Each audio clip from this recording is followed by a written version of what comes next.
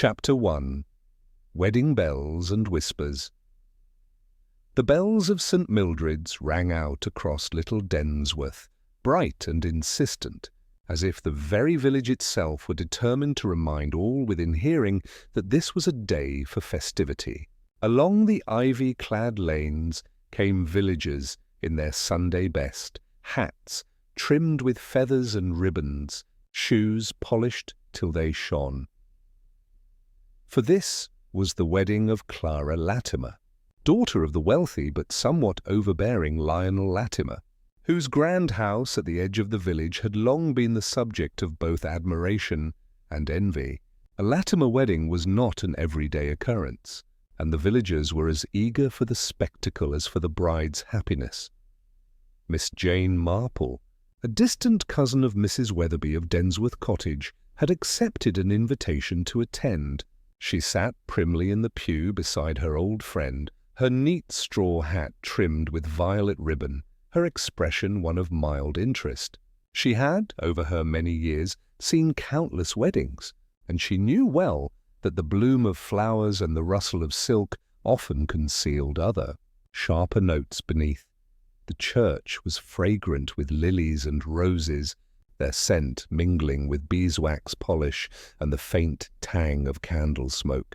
Near the altar, an extravagant bouquet of lilies, roses, and orange blossom had been prepared for the bride, a creation that made Mrs. Price Ridley whisper audibly to Mrs. Pritchard that it must have cost an absolute fortune, and all quite wasted on a girl who never had the good sense to smile. Mrs. Pritchard, in her best grey silk, pursed her lips. "It is said Clara is marrying beneath her, you know. The groomspeople, country stock, quite ordinary, no connection to speak of. But Mr. Latimer insisted. They say the young man is steady, and she would not be persuaded otherwise." Behind them, Miss Perkins, the postmistress, hissed to her neighbour, "Steady, perhaps, but I hear there was another admirer once, a certain Captain Ashby. Such a pity, so very dashing. I should not be surprised if he appears yet uninvited." Miss Marple's needles clicked softly in her lap bag. She had brought her knitting for the long drive. Her eyes, bright under her hat brim, lingered not on the gossipers, but on the bouquet itself, so carefully tied with satin ribbon, its stems bound with a little silver charm. She noted the way the florist's assistant had hesitated before setting it down, glancing nervously at the pews as though someone's gaze troubled her. The organ swelled, and the congregation rose. Clara entered on her father's arm, pale and composed, her veil trembling slightly as she walked. Behind her, the bridesmaids fluttered like a row of pastel butterflies, yet when the vicar turned to present the bouquet, it was gone. A murmur rustled through the pews. Mrs. Price Ridley clutched her neighbour's arm. "It was there just a moment ago." The verger scurried in confusion, lifting altar cloths and peering behind the rail. The bridesmaids tittered nervously, then fell silent at the vicar's frown. Mr. Latimer's face grew purple, his lips pressed tightly. Miss Marple, leaning ever so slightly forward, saw the satin ribbon that had bound the bouquet lying on the floor, torn cleanly, as though plucked away by a purposeful hand. The bells still rang faintly through the open doors, but in the hush of the church, a single thought seemed to move like a whisper from pew to pew. Why would anyone want to steal a bride's bouquet? Miss Marple folded her gloved hands together and thought, with her usual quiet clarity, a wedding, after all, is not merely the union of two hearts. It is the meeting of many histories, many grievances, and sometimes the stirring of secrets long buried. Chapter 2. Bouquet of Suspicions. The vanishing of the bouquet might have been a trifling matter, a prank, a misplacement, had it not been for the atmosphere of dread that followed. The service faltered as the vicar, with admirable composure, pressed on without the flowers. The vows were spoken, the rings exchanged, and Clara Latimer became Clara Dawes. Yet beneath the solemn words ran an undercurrent of whispers, rustles, and sideways glances. When at last the bride and groom emerged from St. Mildred's to the peal of bells, the rice and the cheers of villagers, no one spoke of the kiss or the pretty bridesmaids. All the talk was of the missing bouquet. Mrs. Price Ridley was the first to declare with relish, "It was sabotage. Someone meant to embarrass the Latimers, mark my words." "Such a shameful thing indeed on a wedding day of all times," Mrs. Pritchard nodded. "And who has the most to gain by such humiliation? Why, none other than poor Captain Ashby. Jilted men are dangerous creatures." "But Ashby was not even present," objected Miss Perkins. "And besides, if anyone had cause, it was young Alice from the florist's. She had been sighing over Mr. Dawes for months. Perhaps she thought to spoil Clara's day." At this, Mrs. Weatherby shook her head. "Alice is a good girl, merely dreamy. She would never do such a cruel thing. No, if you ask me, there is more here than meets the eye.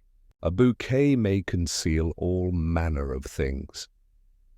Miss Marple, seated quietly amid the chatter, listened with that slight tilt of the head which always suggested she heard more than she showed. To her the matter was no prank. She remembered the florist's assistant's nervousness, the torn ribbon on the church floor, the bouquet's careful construction. Bouquets did not simply vanish in a crowded church, unless someone meant them to. Her thoughts were interrupted when Lionel Latimer himself strode into the vestry, face still florid from the ordeal. "Inspector Graves will be called," he announced to his brother-in-law. "This was not accident. This was insult to my name, to my family. And it shall not go unpunished." The words carried, as he perhaps intended. There was a rustle among the ladies. Gossip, like perfume, spread swiftly in such company. The name Graves lent gravity. The reception at Latimer House, though grand in its setting, carried the same air of unease. The cake was cut, the champagne poured, but people spoke in subdued tones. Every eye seemed to dart towards the bride, pale but determined, or towards her husband, who attempted gaiety but succeeded only in stiffness. More than one guest remarked that Clara had seemed startled even before the bouquet went missing, her gaze wandering nervously towards the pews, and more than one whispered that perhaps the bouquet had not been stolen from her at all, but rather for her. Miss Marple, accepting a modest glass of sherry, considered the point. In her experience, objects so carefully prepared, a diary, a teacup, a bouquet, seldom vanished for mischief's sake alone. They vanished because they held something someone feared might be seen. That evening, when she returned with Mrs. Weatherby to the little cottage, Miss Marple laid aside her gloves and hat and sat quietly by the lamp. "A curious business," Mrs. Weatherby said. "Why, Jane, who on earth would steal flowers?" Miss Marple's needles clicked once or twice before she replied. "Ah, my dear, flowers may hide many things. A love letter, a jewel, a slip of paper, better lost than found. But the thing to ask, always, is not what was taken, but why it was taken at that moment." She looked into the fire, her eyes thoughtful. "And I fancy we shall not have long to wait before the answer makes itself known." Chapter 3. The first suspect, Inspector Graves, arrived the very next morning, his moustache bristling, his notebook at the ready. A wedding day scandal in Little Densworth was hardly of the magnitude to trouble Scotland Yard, but Mr. Lionel Latimer's indignation carried weight. Graves, though no fool, was inclined to take the colonel-like bluster seriously. His first port of call was the village florist. Alice Turner, the young assistant who had prepared the bouquet under her mistress's instructions, turned pale when questioned. "Yes, Inspector," she said, twisting her apron. "I set the bouquet on the altar myself. White lilies, cream roses, and a sprig of orange blossom tied with satin. I remember it clear as day. And what happened then?" Graves pressed. Alice stammered. I thought I saw someone near the vestry door." "Just a shadow. When I looked back, the bouquet was gone." At once the murmurs began. Mrs. Price Ridley declared she had always distrusted the girl's dreamy ways. Mrs. Pritchard pointed out that Alice had once been seen in tears outside the grocer's, likely over some love affair. And Lionel Latimer thundered that such negligence was inexcusable. By afternoon, half the village was convinced Alice had stolen the bouquet herself, whether from jealousy of Clara, longing for the groom, or sheer foolishness. Miss Marple, who had been sitting with her knitting by Mrs. Weatherby's fireside, received the news with her usual mildness. "Poor child," she said softly. "How quick we are to suppose the worst of the young. And yet Inspector Graves has his duty. He sees negligence and opportunity, and he is not wrong. But one must ask oneself, would a nervous girl have had the coolness to snatch the flowers at the very moment the vicar turned away? That strikes me as something else entirely." That evening, Miss Marple walked past St. Mildred's on her way to post a letter. The shadows lay long in the churchyard, the air cool with the scent of autumn roses. She paused near the vestry door, her sharp eyes noting a faint smear upon the stone ledge just beside it, a dark yellow dust, as though from pollen. She bent closer. The smear was too deliberate, too heavy for a mere brushing of flowers in haste, and on the flagstone below lay the smallest scrap of satin ribbon, frayed at one end. Miss Marple straightened, lips pursed. "Ah," she murmured. "A clumsy hand, and not the hand of one used to needle or thread. Interesting, very interesting." At supper, Mrs. Weatherby asked eagerly what she thought. Miss Marple smiled faintly. "My dear, Alice Turner may be guilty of daydreams, but she is not guilty of cleverness. No, this was the work of someone quite determined, and who believed the bouquet contained more than flowers. The ribbon was torn away, not cut. That shows haste. And the smear of pollen suggests not reverence, but rough handling. Whoever took it cared nothing for the blossoms themselves, only for what they concealed."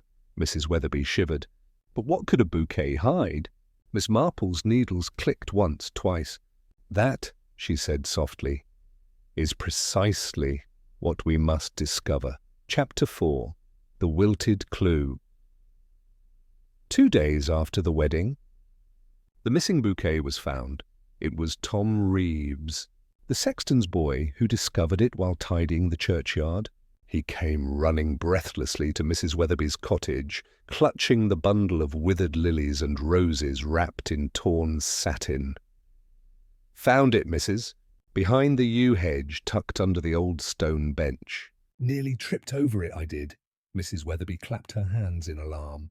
"Why, Jane, it's the very bouquet." "Oh, how dreadful! Thrown away like rubbish." Miss Marple took it gently, her blue eyes examining each drooping bloom with quiet care. She noted the frayed ribbon, the bruised petals, and, more curious still, Abita, a faint brownish stain upon one of the cream roses, as though some liquid had splashed there and dried. She said nothing at first, only pursed her lips and nodded to Tom to run along. When the boy was gone, she remarked softly, "One must ask oneself, why hide it at all? If it were a prank, the thief would have flaunted it. To tuck it away suggests shame or fear of discovery." Word of the bouquet's reappearance spread like wildfire. By tea-time, half the village had seen it, or at least heard the tale, embroidered with every telling. Mrs. Price Ridley declared that Alice Turner must have lost her nerve and tried to dispose of the evidence. Mrs. Pritchard, more imaginative, whispered that perhaps the bouquet had been meant to conceal poison, a sinister notion that thrilled her audience at the Blue Boar. Inspector Graves, meanwhile, examined the flowers with little patience. "Nonsense," he pronounced. "Foolish prank, nothing more. We'll have Alice admit it before the week's out." But Miss Marple, her knitting needles moving serenely, murmured, "It is most unwise to dismiss the smallest of details. That stain, for instance. It is not of water, nor wine. I fancy we should ask what it covered, and whom it was meant for." That evening, at the Latimer house, Lionel Latimer stormed about his study, red-faced with fury. Clara, pale and withdrawn since the wedding, sat silent in a corner. More than one guest remarked afterward that the bride seemed almost relieved to have her husband draw the household's attention, as though she carried her own secret burden. Miss Marple, who had called politely with Mrs. Weatherby, observed quietly. She noticed Clara's gloves, fine kid leather, but faintly marked with pollen at the fingertips. And when Mrs. Latimer Senior brought in a tray of tea, she observed, too, the quick glance between mother and son, a glance of unease, not triumph. Walking home in the dusky lane, Mrs. Weatherby could not restrain herself. "Well, Jane, what do you think? Was it Alice, after all, or one of those foolish boys who like to cause trouble?" Miss Marple's voice was calm, almost dreamy. "No, my dear, this was not the work of boys nor of a silly girl. It was the act of someone who feared what the bouquet carried. Flowers are innocent, but they may be vessels. I think we may find that the bouquet bore something less fragrant than lilies." She glanced up at the twilight sky, where the first stars glimmered faintly. "And the curious thing is," she added softly, "that it was never meant for Clara Latimer at all." Chapter 5. Secrets in Satin, the Bouquet, once recovered, lay in Inspector Graves's evidence box like any other discarded trifle. To him, it was proof only of Alice Turner's clumsy guilt, but to Miss Marple, it was a book waiting to be read. One morning she asked, in her gentle way, whether she might look at it again. For old ladies have such fondness for flowers. "Inspector," Graves, with the indulgence of a man humouring harmless curiosity, allowed it in Mrs. Weatherby's parlour. Miss Marple laid the wilted blooms carefully upon newspaper. She parted the drooping lilies, lifted the bruised roses, and at last found what she suspected. A small scrap of folded paper, discoloured by damp, but still legible. Mrs. Weatherby gasped. "A note! Why, Jane, what can it mean?" Miss Marple adjusted her spectacles. The paper bore a few words, hastily scrawled. "Meet me by the yew walk at midnight." "Burn this!" There was no signature. By afternoon, the entire village had heard of the note. Speculation leapt in every direction. Mrs. Price Ridley was sure it meant a clandestine love affair. Mrs. Pritchard declared it must be blackmail. Miss Perkins suggested espionage. One never knows in these times. But for Clara Latimer the revelation was more serious. At the Latimer house she grew paler still, and when pressed by her formidable father, she protested too quickly. "I know nothing about it." "Nothing at all." Miss Marple, who had come to pay a call, observed her closely. Clara's eyes darted toward her new husband, then fell to her hands, clasped tightly in her lap. The young man, Mr. Dawes, looked bewildered rather than guilty. But bewilderment, Miss Marple knew, could easily be played. Inspector Graves seized on the note as further evidence against Alice Turner. Who else would be handling the bouquet? She slipped it in herself. That proved she was up to mischief. Miss Marple, her knitting needles clicking softly, disagreed in her mild way. "On the contrary, Inspector, the note was meant to be hidden, not found. Poor Alice would never have risked discovery so foolishly." "No. This was placed there by someone confident the bouquet would never be examined closely," Graves snorted. "And yet it was." "Yes," Miss Marple replied, her eyes very bright. "'Cause it vanished." "And that, Inspector, was the mistake." "Someone feared the note might be discovered, and so they stole the bouquet." That evening, Miss Marple sat by the window at Mrs. Weatherby's cottage, watching the twilight gather over Little Densworth. She thought of Clara's trembling denial, of Mr. Dawes's awkward silence, of Lionel Latimer's purple rage. She thought, too, of Captain Ashby, absent but often named. "Midnight by the yew walk," she murmured to herself. "Such meetings are seldom innocent, and a bouquet is a curious messenger." "It seems we are dealing, my dear," she said softly to her knitting, "with secrets far older than a wedding day." Chapter 6. Midnight in the yew walk, the village of Little Densworth, possessed a certain theatrical love of the mysterious. The yew walk, A shaded path lined with ancient, dark green trees beside Latimer House had long been a place of whispered stories. Lovers met there on summer evenings, children dared one another to walk it after dusk, and older villagers spoke of ghosts in hushed tones, so when the words, "Meet me by the yew walk at midnight," were read aloud in Mrs. Weatherby's parlour, imaginations caught fire. Who had been meant to come? Who had sent it? And what had been seen that night? Miss Marple, who had heard much of such tales in St. Mary Mead, chose not to speculate aloud. Instead, she listened. She listened to Clara Latimer's protests, to Mr. Dawes's bewilderment, to Lionel Latimer's outrage. She listened, too, to the village's chatter, which often revealed more than it meant to hide. 2 evenings later, when the moon was high and the garden still, she persuaded Mrs. Weatherby to accompany her on a quiet walk. The yew trees loomed in solemn rows, casting long shadows. Miss Marple paused now and then, peering at the ground with her keen eyes. At one point, she bent down and touched a patch of earth. "Disturbed," she murmured. "And recently, something buried here, or removed." The next morning, Tom Reeves made a discovery that shook the village afresh. While trimming hedges near the yew walk, he found a handkerchief, silk, embroidered with the initials CL, caught upon a low branch. The initials were Clara Latimer's. Inspector Graves seized upon it eagerly. Clear as daylight. The note was for her. She met someone that night. The bouquet was her excuse, and she has lied about it ever since. The villagers nodded, delighted by the scandal. "Shocking," said Mrs. Pritchard, "to deceive her husband so soon after the vows." But Miss Marple shook her head. "Not so fast, Inspector." If a lady wished to conceal her meeting, would she drop a handkerchief embroidered with her own initials? Such things, you know, are very seldom accidents, Graves scowled. "Are you saying it was planted?" "I am suggesting," Miss Marple replied gently, "that we should ask ourselves who benefits by making Mrs. Dawes appear guilty."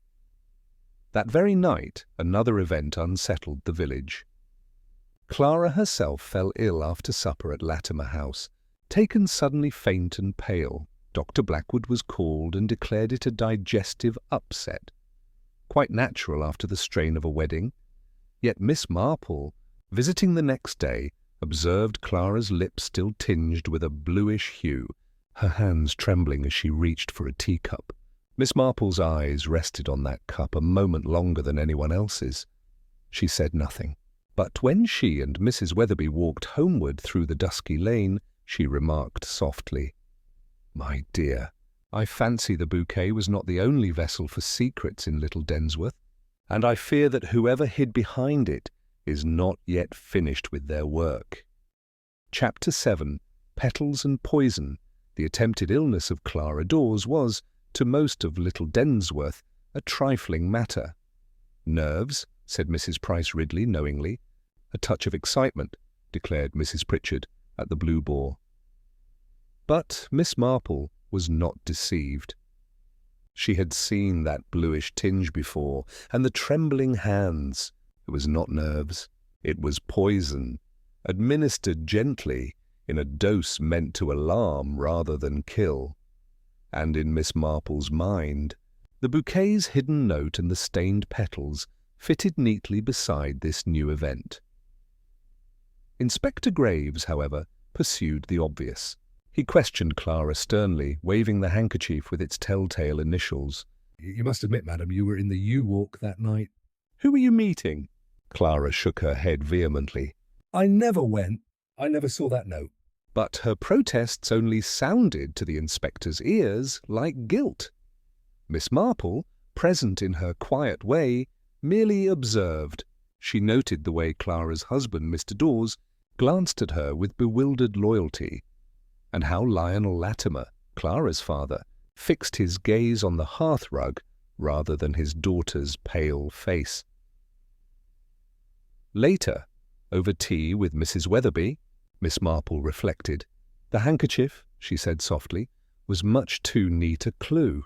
As if dropped by a stage actress, hoping the audience might gasp. And the bouquet? Why, that was no gift of flowers at all, but a message-bearer. Someone wished Clara to be thought guilty, both of deceit and of theft. The note, the handkerchief, and now the poisoned cup, all point in one direction. Mrs. Weatherby leaned forward. You mean someone wants her discredited? Precisely, and perhaps removed. Miss Marple's needles clicked. The motive, as always, will be quite simple. Money, pride, or jealousy, the oldest poisons of all. That evening, Miss Marple paid a visit to the church. She lingered in the vestry where the bouquet had vanished, and in the yew walk where secrets were whispered. Near the disturbed patch of soil she had marked before, she bent again, and this time uncovered a small object half buried, a glass vial, its cork stopper stained with a brown residue. She held it up, her eyes calm but resolute. "So," she murmured, "a bouquet to hide a note and a vial to carry poison, the one concealed within the other, like roses masking their thorns." When she returned to Mrs. Weatherby's cottage, she set the vial on the mantelpiece and resumed her knitting. "The village thinks poor Clara foolish and unfaithful," she said gently. The inspector thinks her deceitful. "But I believe she is merely the puppet, not the hand. We must now look at who gains by her ruin, for that, my dear, will lead us to the hand that tied the bouquet and poured the poison." Chapter 8. The blooming trap. It was Miss Marple's custom, when faced with deceit, not to confront it with thunder and accusation, but to lay out a thread of bait and see who would snatch at it. People, she knew, revealed themselves more surely through small gestures than through grand confessions.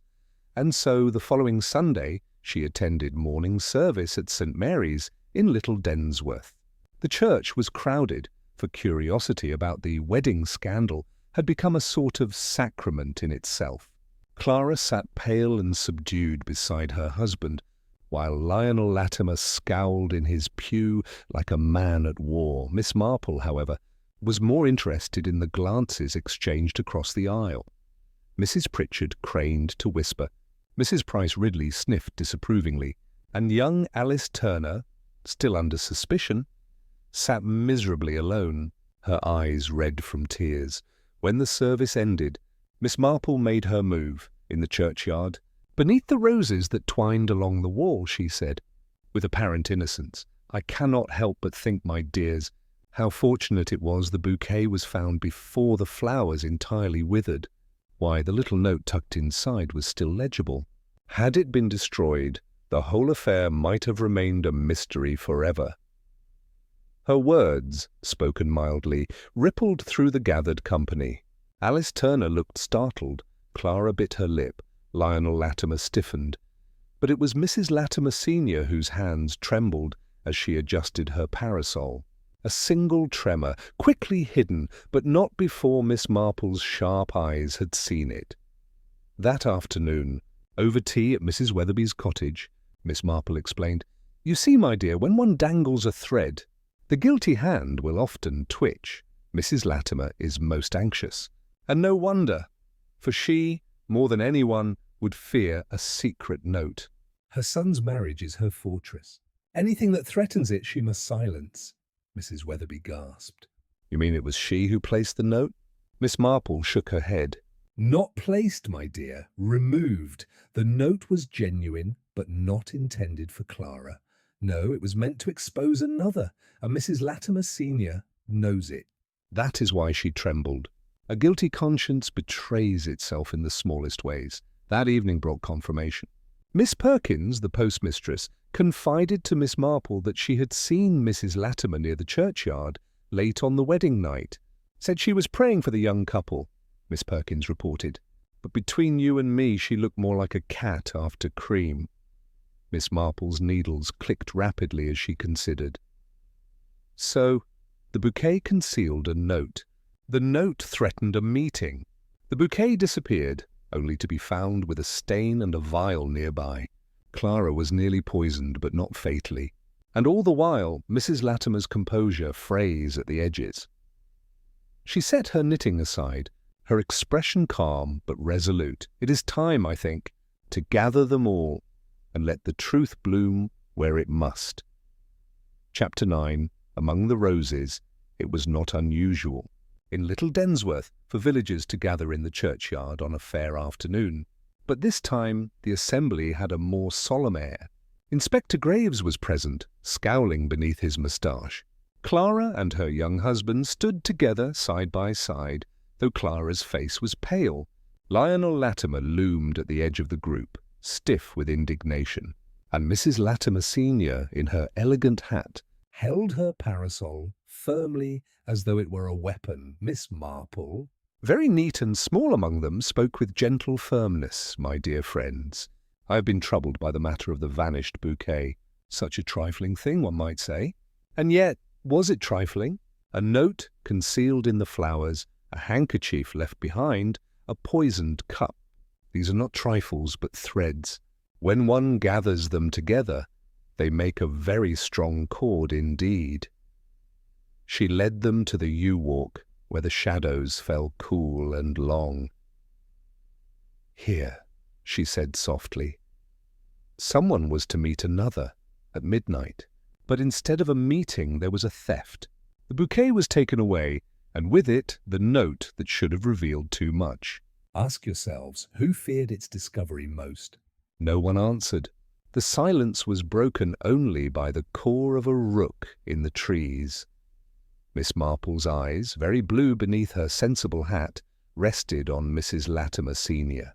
It was not Clara who arranged the meeting. The note was never meant for her, but someone placed her handkerchief here, quite deliberately, to throw suspicion. A cruel trick, and nearly fatal, for Clara was later given a dose of poison in her own home. Clara gasped. Mr. Dawes gripped her hand. Inspector Graves frowned. "Poison," Miss Marple went on, "is a weapon that speaks of calculation, not passion. It is often employed by those who cannot bear scandal, who dread the loss of position more than anything in the world." A mother, perhaps, desperate to keep a secret from reaching her son. At this, Mrs. Latimer Senior gave a sharp cry. Her parasol slipped from her grasp, striking the ground. "You dare!" she whispered. "You dare accuse me when all I sought was to protect my family." Her words faltered. All eyes were upon her. Miss Marple's voice remained gentle. "Yes, madam, you wished to protect your family, but in doing so you sought to destroy another. You feared the note, for it concerned not Clara, but yourself. The bouquet was meant to expose you, and so you silenced it. The poison, the planted handkerchief, the stolen flowers, all to turn suspicion upon an innocent girl." Inspector Graves stepped forward, heavy-voiced. "Miss Latimer, is this true?" She sank onto the stone bench, her face drawn. "I could not let it come out," she whispered. "Not after all these years. The shame, the ruin. Better Clara be thought guilty than the truth be known." Miss Marple sighed, her knitting needles resting in her lap. "My dear lady, truth has a way of blooming like roses in spring. However hard one prunes, it will break through." The yew trees stood silent witness. In their shadow, the mystery of the vanishing bouquet had at last unfurled, not in beauty, but in thorns. Chapter 10. The final petal. The little party in the yew walk was hushed. Mrs. Latimer Senior sat rigid, her parasol lying forgotten at her feet. Clara clung to her husband's arm, bewildered, but relieved by the shifting of suspicion away from her. Inspector Graves stood squarely waiting, his pen poised above his notebook. It was Miss Marple, of course, who broke the silence. Her voice was low, almost apologetic, yet it carried with quiet authority. "You see, my dears, the matter was never one of flowers at all, though that is how it appeared. The bouquet was merely a convenient vessel, an innocent-seeming place to conceal a message. A message, I must add, that was intended not for Clara, but for another." She looked toward Mrs. Latimer Senior, whose lips pressed tightly together. "The note," Miss Marple continued, "was a summons written by someone who knew an old scandal could be revealed. It instructed a meeting at midnight in the Yew Walk, a place discreet, shadowed, and known for secrecy. The bouquet was delivered into Clara's hands because she was the bride, but the flowers were never meant for her at all. They were meant to pass unnoticed into the Latimer household, where a certain lady could recover the hidden paper. Inspector Graves interjected, "And that handkerchief with the initials?" Miss Marple's needles clicked together once, then she folded them in her lap. "Planted, Inspector. Too neat, too pat." A clue that screamed its name. Clara may be thought naive, but she's not so careless. The handkerchief was left to draw attention, so suspicion might fall neatly upon her head. Clara's eyes filled with tears. Then I wasn't mad. I knew I had nothing to do with it. "Quite so, my dear," Miss Marple said kindly. She leaned forward, her voice soft but steady. Mrs. Latimer feared exposure. Long ago, before her son's marriage, she was entangled in a matter best forgotten, a debt, a betrayal, perhaps even an indiscretion of the heart. The note threatened to bring it all into the open. Rather than face disgrace, she sought to remove it, to destroy the evidence. But in so doing, she created a trail of suspicion, a web that ensnared her own daughter-in-law. There was a stir among the listeners. Mrs. Weatherby gasped. Lionel Latimer muttered something half inaudible. And the poison? Inspector Graves pressed. Miss Marple inclined her head. A small vial was hidden near the Yew Walk, as I found. It was used later in Clara's own home, slipped into a teacup, perhaps. Not to kill, but to weaken, to frighten, to make her seem unstable. For if Clara could be discredited, then no one would think to look further. Mrs. Latimer Senior raised her head then, her voice strained but defiant. I did it for my family's honour. Better scandal fall on a silly girl than ruin us all. You cannot understand. Miss Marple's eyes were very gentle. On the contrary, madam, I understand all too well. Pride is like a rose, beautiful, admired, but with thorns that wound those who cling to it too tightly. You clung to your pride, and in doing so you nearly destroyed an innocent life. Inspector Graves snapped his notebook shut. That will be all, Mrs. Latimer. You'll come with me now. There was no struggle. Only a weary resignation as she rose, her parasol left abandoned upon the bench, and allowed herself to be led away. As the company dispersed, Miss Marple remained a moment longer among the roses. She touched one bloom lightly with her gloved hand, noting the perfect petals, the hidden thorns. People, she murmured to herself, are much the same. They will always be beautiful, foolish, and dangerous in turn. And with that, she picked up her knitting bag and walked slowly back toward the lane, as though nothing more remarkable had happened than an afternoon's quiet stroll. Chapter 11. After the Bouquet. The arrest of Mrs. Latimer Senior sent ripples through Little Densworth, as surely as if a stone had been cast into the duck pond by the church. At first there was disbelief. The elegant lady with her parasols and clipped tones, guilty of such a scheme. Impossible. Yet, as so often in village life, impossibility quickly gave way to certainty, and by the following morning half the parish was saying they had suspected her all along. At the Blue Boar tea-room, Mrs. Pritchard leaned across her table and confided to anyone who would listen that she had once seen Mrs. Latimer glance most suspiciously at a letter in the post office. Miss Perkins, the postmistress herself, confirmed that Mrs. Latimer had always been far too secretive about her correspondence, and Mrs. Price Ridley declared that she had never trusted a woman who wore lavender at her age. Meanwhile, Clara and her young husband sought quiet refuge at her father's house. Clara, though shaken, was free of suspicion at last, and the villagers, as fickle in compassion as in blame, now spoke of her as a tragic heroine, the poor child nearly ruined by her formidable mother-in-law. Lionel Latimer walked about the village red-faced, muttering about disgrace. But there were some who said that beneath his bluster was a kind of relief, as though a long shadow had at last lifted from his home.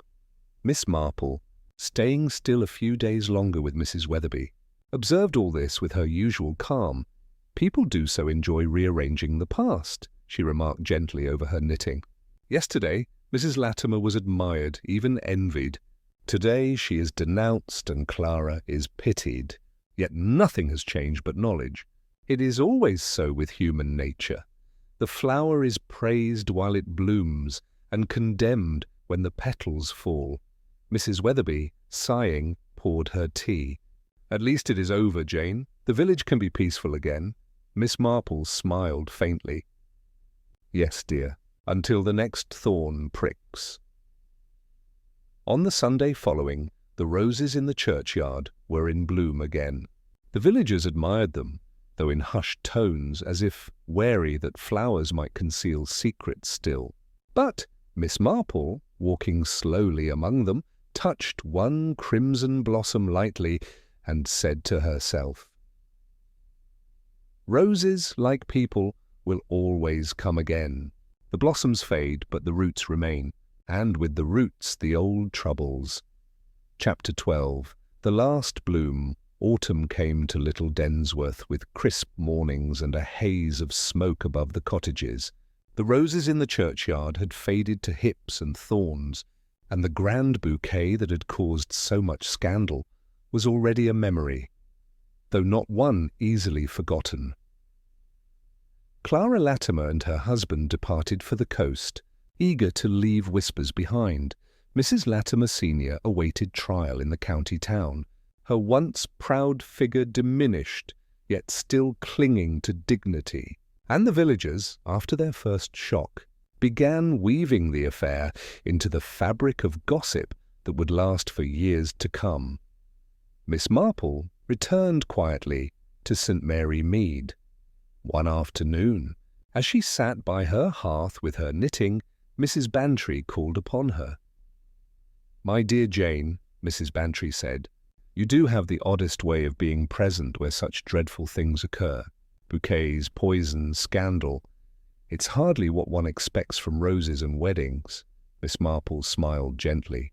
"Ah, but one should always expect it, Dolly. Roses have thorns and weddings have secrets.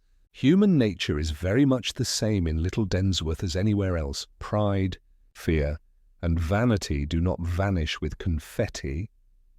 When Mrs. Bantry had gone, Miss Marple set down her knitting and poured herself a cup of tea.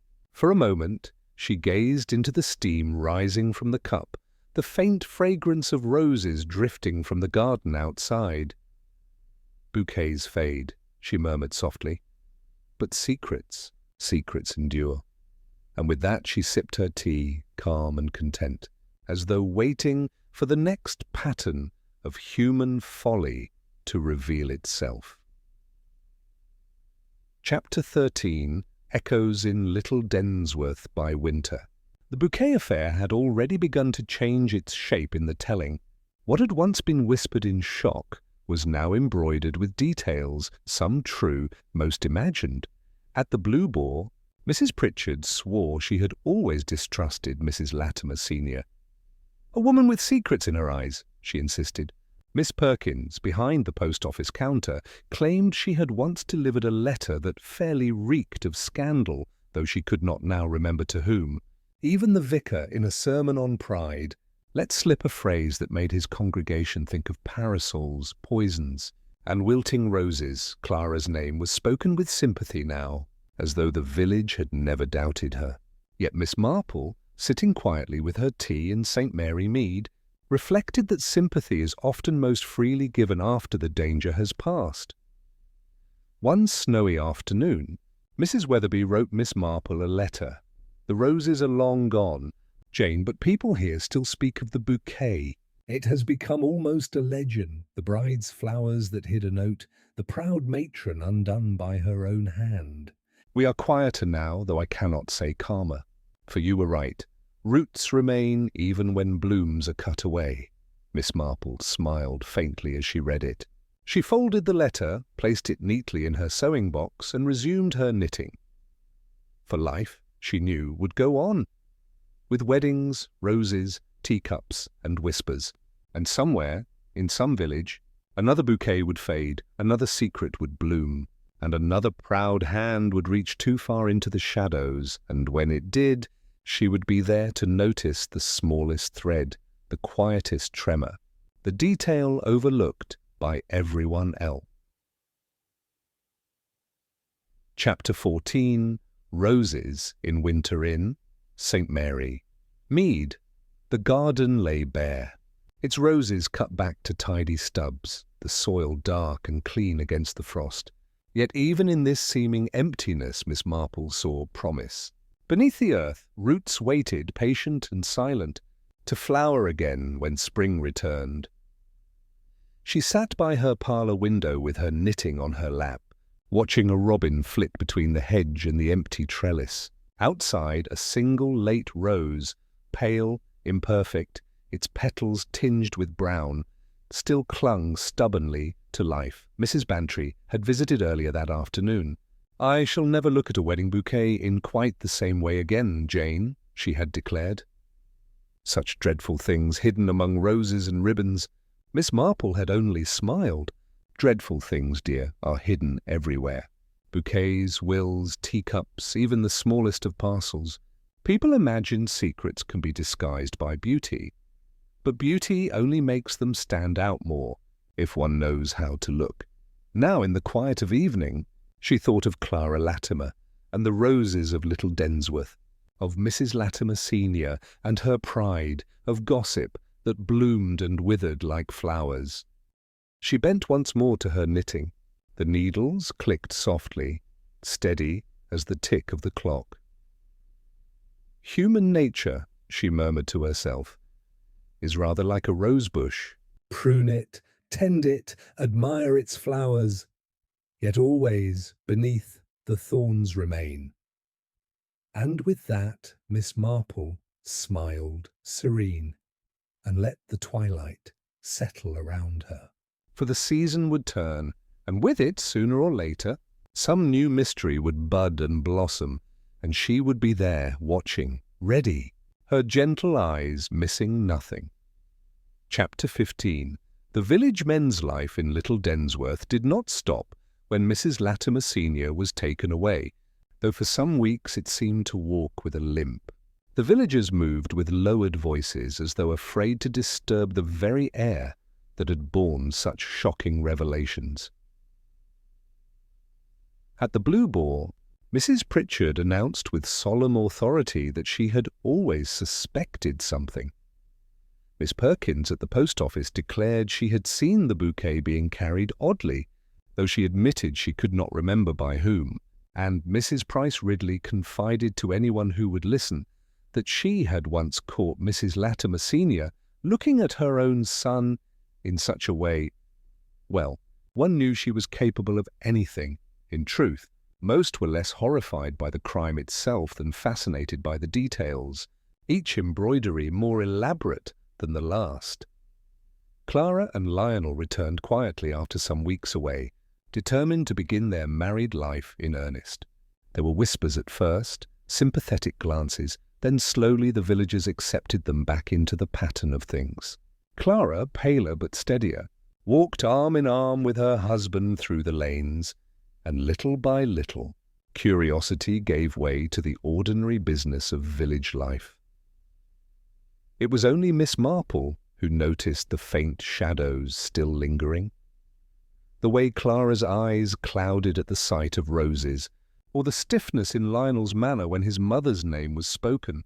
These, Miss Marple knew, were scars that time would not easily smooth away. One afternoon, Mrs. Weatherby said over tea, "How curious it is, Jane, that such a dreadful thing should be forgotten so quickly. People chatter for a while, then turn to the next scandal as though nothing had happened." Miss Marple smiled, her needles clicking. "It is the way of human nature, my dear." Villages are like gardens. Weeds spring up, are cut down, and soon replaced by others. What endures is not the shock, but the habit. The little vanities, the envies, the pride. Those things bloom again, no matter how often they are pruned. Mrs. Weatherby shivered, though the fire was warm. By summer, the roses in the churchyard once more opened in heavy bloom, their petals bright against the stone. Visitors admired them, unaware that a bride's bouquet had once been hidden among such blossoms, carrying with it both romance and ruin. And Miss Marple, knitting by her window in St. Mary Mead, reflected that beauty and danger were never far apart. The pattern would come again, as surely as roses in June, and she would be there to notice it.